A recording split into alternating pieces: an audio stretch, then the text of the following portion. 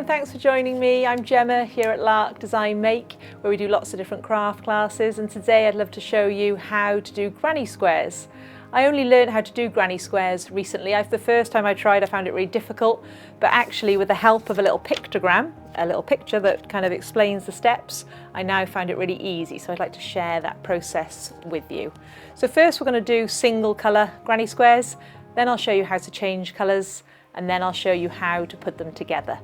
Alright, so this would definitely be for people who've done a little bit of crochet already and are looking to advance their skills, but don't be afraid, and I'll try and go slowly as I can. And just a little reminder, if you do want to go to the settings, you can reduce the playback speed and make the video a little bit slower so that you can follow my hands as I work.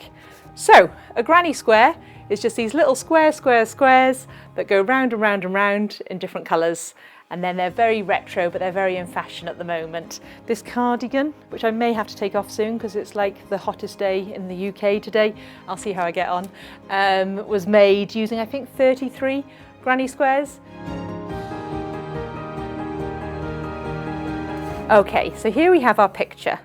These little loop shapes here, they are for chains, okay?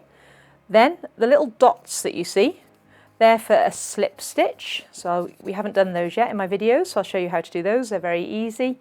And then this little shape here, this is a treble crochet. So this is a big crochet stitch that I'll show you. And that's basically all the parts of this picture.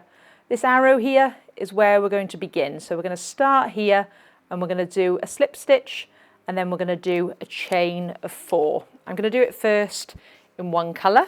One thing to note whilst I remember is you find these pictures lots on the internet and in books, and you're able to just print them off. If you're left-handed, then if you just put it into something like PowerPoint, you can just flip the image and then you'll be able to see it in the direction that you need to work in, because obviously following that backwards can be a little bit tricky. So that's my top tip for today. So let's start. So you're just doing a slip stitch as normal, and then you're just going to do 4 chains. I'll keep this picture nearby. Yarn over, pull through, yarn over, pull through, yarn over, pull through, yarn over, pull through. Okay, so 4 chains. Now we need to connect them in a circle. So all I'm going to do is I'm just going to take the yarn, I'm just going to go back into the first one, I'm going to push it in, I'm going to do a yarn over, and this is a slip stitch. A slip stitch is where you just pull it all the way through. Okay, so there's no more yarn overs. So what I've got there is this little picture here, is I've got a little loop of 4. Okay, so you can see the next stage is that I need to do 5 chains from that spot. So I'm just going to do those.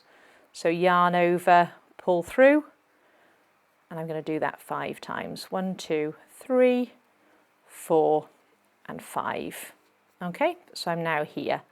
The next step is to do 3 treble crochets into the centre of that first little loop of chains that we did, so right into the middle. So if you just pull it apart, you'll be able to find the centre, and then you're going to start doing a treble crochet. So a treble crochet is where you go yarn over, you go into the centre. Let me just move this out of the way so it's nice and clear.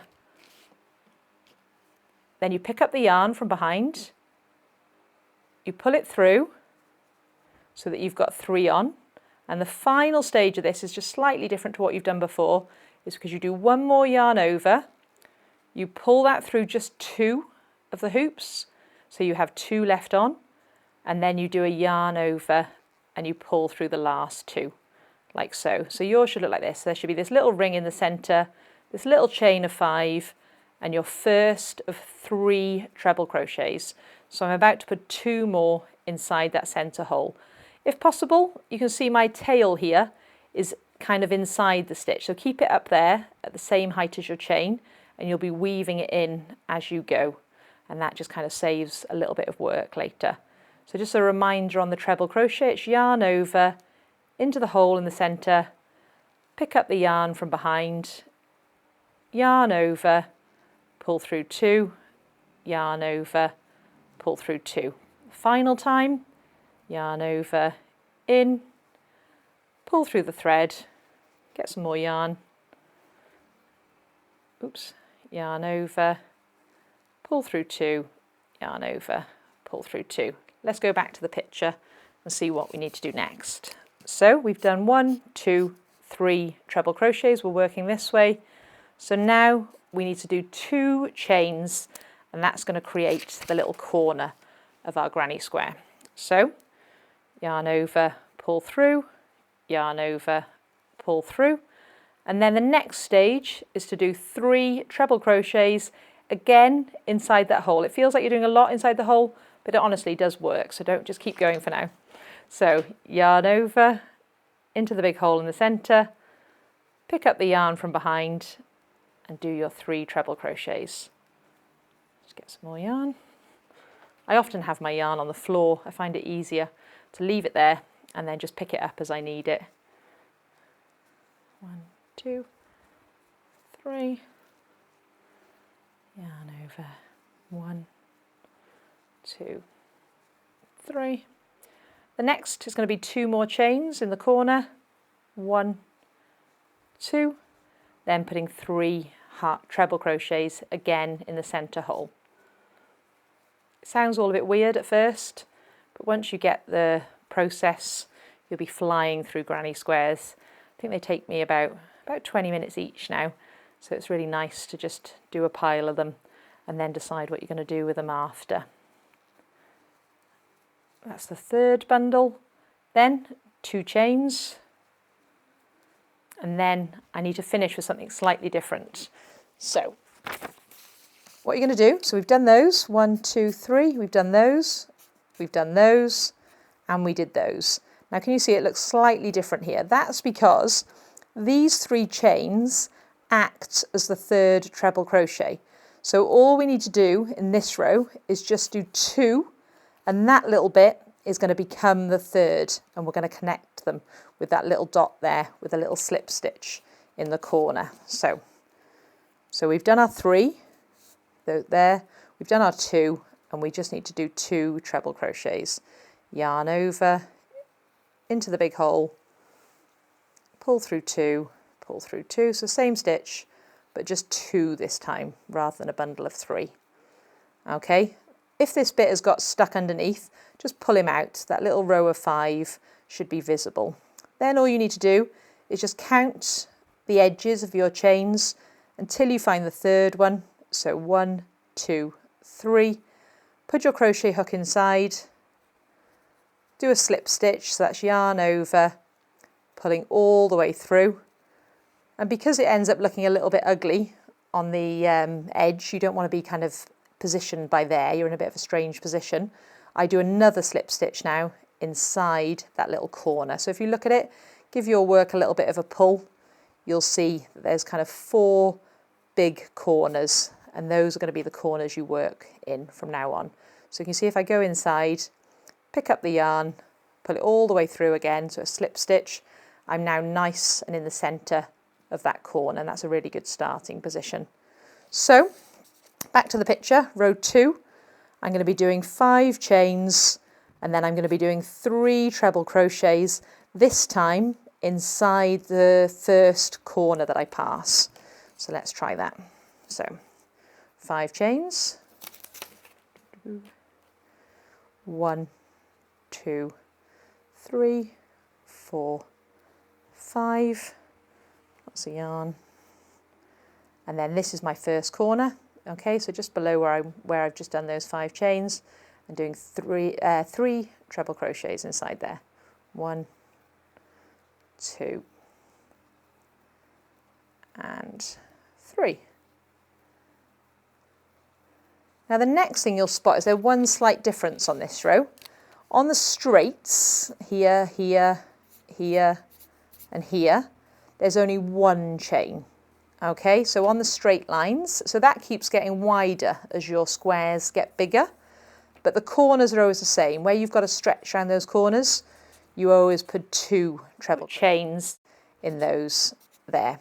All right, so just be careful of that. So we're just doing 1 here over the top of that first bundle, and then we're going to be putting our next 3 treble chains in the next corner.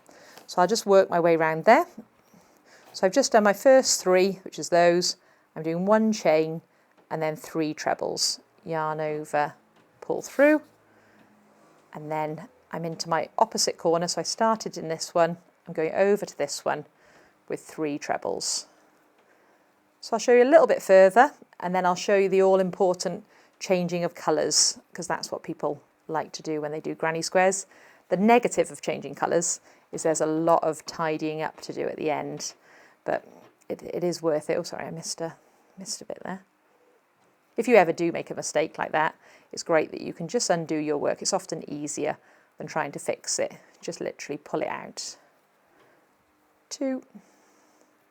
That's 3. If I'm ever not sure how many I do, I just hold it out and I'm looking for 3 bars. That's when I know I've done them all. Chain 2 here, 3 treble crochets inside the same hole. So back into that hole there, can you see? So both sets go inside the same corner because we're getting bigger each time we go round this granny square. 1, 2, and 3. All right, and then chain 1 and we're on the next corner. I'll whiz round this and then I'll show you how to change colours.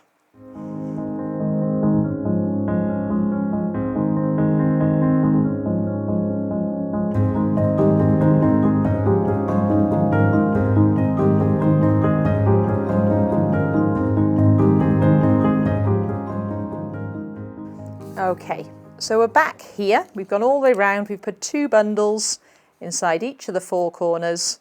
We've got to this 1 chain and we just need to do exactly the same as we did last time, where we just put 2 treble crochets in the final hole, and then this part here is considered to be the 3rd treble crochet of the row, and we're going to join it with the slip stitch at the 3rd chain. So I'm going into that first hole, there where I started, do my yarn over, going into the big hole, pull through 2, pull through 2. Ooh. Just got to be careful, like here where it's hidden underneath, just make sure you pull him all the way out to that row of 5. 1, 2, 3. Okay, pop your crochet hook inside that chain, pick up the yarn from behind and pull it all the way through.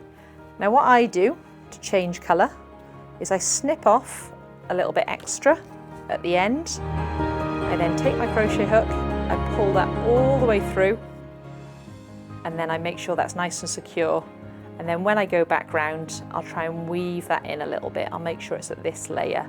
But what I don't want to do really is have the finishing colour and the new colour on the same corner. Otherwise that's quite hard to, it kind of ends up being a bit bulky. There's quite a lot going on. So I'm just going to skip over to this corner and change the colour there instead. This is a little trick that I saw once, and I just absolutely love this way of changing colours. So I'm actually just going to go through the hole and I'm just going to do a knot. It's a little bit taboo in crochet whether you actually should do knots as you work, but oh, it does make life so much easier to know that it's secured and it's never to be seen again. So I think it's worth the risk. So we're on row 3. We're going to consider that as our slip knot, and we're just going to do our chain of 5 with our new colour. So we're just going to pop our hook inside the hole, pull it through, and then do 5 chains as normal. 1, 2, 3, 4, 5. And then off you go. So just exactly the same as the last row, where I'd be putting 3 treble crochets inside that hole. Then I'll do a chain of 1, then just 3 treble crochets inside there. Then I'm back at a corner, so I'm just going to do the 2 pairs of treble crochets by there, all the way back round, and finishing in exactly the same way as we have been doing. And then the idea is you have a bunch of squares, all in different colours. You can go as big as you want. You can keep going around and around, and you can keep making a shawl or a blanket, which is just square, or you can make lots of little ones and put them together. So the final thing I want to show you is just how to put the 2 together. There are totally like a million ways to put them together, so feel free to find other ways. There's decorative ways, there's ways where there's gaps, but I'm going to show you the most simple way today. So all I'm going to do is I'm going to connect the 2 at the corner. I'm just going to choose, I'm going to go back to this yellow actually. I'm going to unknot this, or I'm going to cut it off just so you can see what I'm doing, a nice bright colour.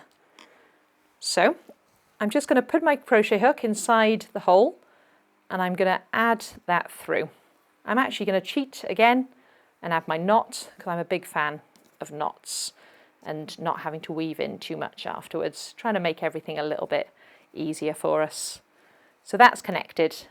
Oh, one thing I haven't mentioned, can you see there's a slight difference? This is the back of your work here, so it's a little bit flatter, it's not as attractive, and this is the front. The main way you can tell is there's this like sloped edge on the front towards you, and that's generally that's considered the front, and that's the one that we're facing to each other when we put these together. Just check that I'm doing it right now. There we go. So we've got those two together. Then what I'm going to do is I'm going to do quite a discreet joining. So I'm just going to grab the back loop of the V of my orange one, which is nearest me, closest to me, and then I'm going to go through the nearest side of the V on the blue one, which is further away from me. I'm just going to do a yarn over and I'm just going to pull that through.